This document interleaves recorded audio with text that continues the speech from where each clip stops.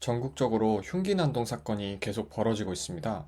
칼부림이라고도 하죠. 7월에 신림역에서 조선이라는 사람이 칼을 휘둘러서 한 명이 사망하고 3명이 다쳤습니다. 8월 3일에는 분당 서현역에서 칼부림 사건이 일어나서 13명이 다친 상황입니다.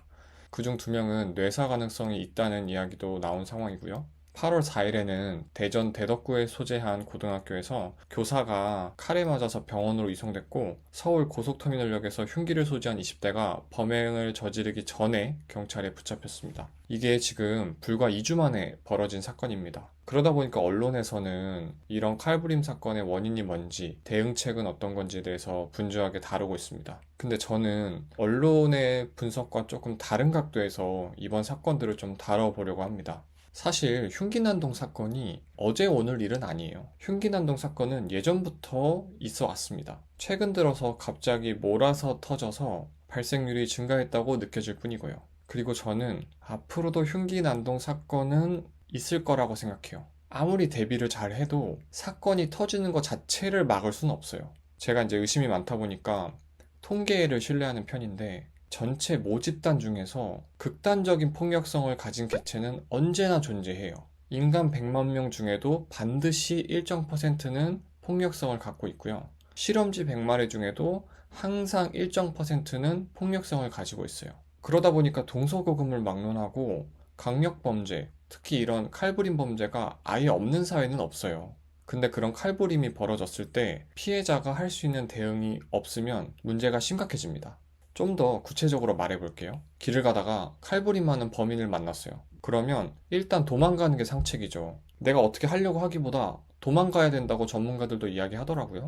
근데 도망갈 수 없는 상황이 생길 수 있잖아요. 신림역 사건의 경우에도 갑자기 공격하는데 도망가기가 어려워서 어떻게든 대응을 하는 그런 모습이 영상에 찍혀 있더라고요. 상대가 칼을 들고 덤비면 나는 밀치거나 안 되면 주먹이라도 써야죠. 근데 정말 그렇게 대응을 했는데 정당방위로 인정이 안 되면 내가 덤터기를 쓰게 되거든요. 실제로 그런 판례가 나왔어요. 2021년에 공원에서 흉기에 찔린 사람이 격투 끝에 범인을 제압했는데, 그 과정에서 범인에게 전치 5주의 상해를 입혔어요. 근데 판결이 어떻게 나왔냐면, 피해자가 범인이 흉기를 놓친 이후에도 때렸기 때문에 이것은 정당방위로 볼 수 없다, 과잉방위다, 이렇게 판결이 나온 거예요. 아니, 흉기를 놓친 범인이 또다시 흉기를 들고 찌르려고 할지 어떻게 압니까? 그래서 때린 건데 이거를 정당방위로 인정해주지 않으면 그럼 어떻게 대응하라는 건지 잘 모르겠어요. 이거 외에도 개인의 행동이 정당방위로 인정되지 않은 사례가 생각보다 많아요.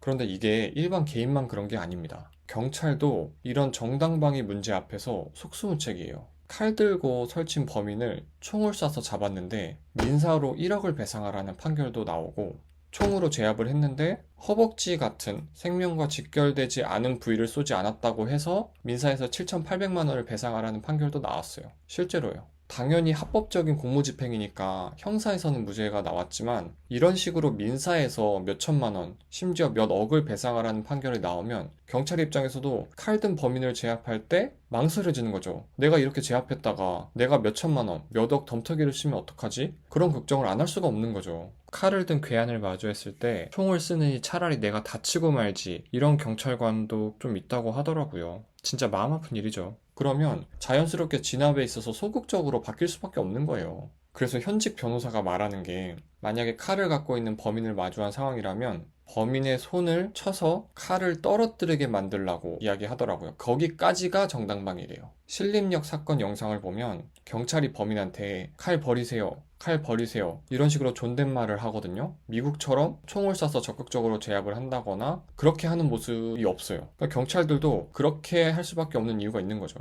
칼부림과 같은 강력범죄 사건의 빈도를 줄이려면 정당방위에 대한 개념이 지금보다는 좀 더 확장돼야 돼요. 칼부림 테러 행위를 실행하려고 하는 사람이 보복에 대한 공포를 느껴야 합니다. 내가 남을 찌르면 나도 맞아 죽을 수 있겠구나. 나도 경찰총에 맞아서 죽을 수 있겠구나. 이런 두려움이 있어야 그런 칼부림을 실제로 실행에 옮기지 못해요. 정당방위에 대한 개선이 강력 범죄 자체를 없앨 순 없겠지만 이거라도 해야 된다는 마음에서 영상을 찍었습니다. 앞선 흉기난동 사건으로 인해서 사망하신 고인의 명복을 빌고 다치신 분들이 얼른 회복되셨으면 좋겠습니다. 감사합니다.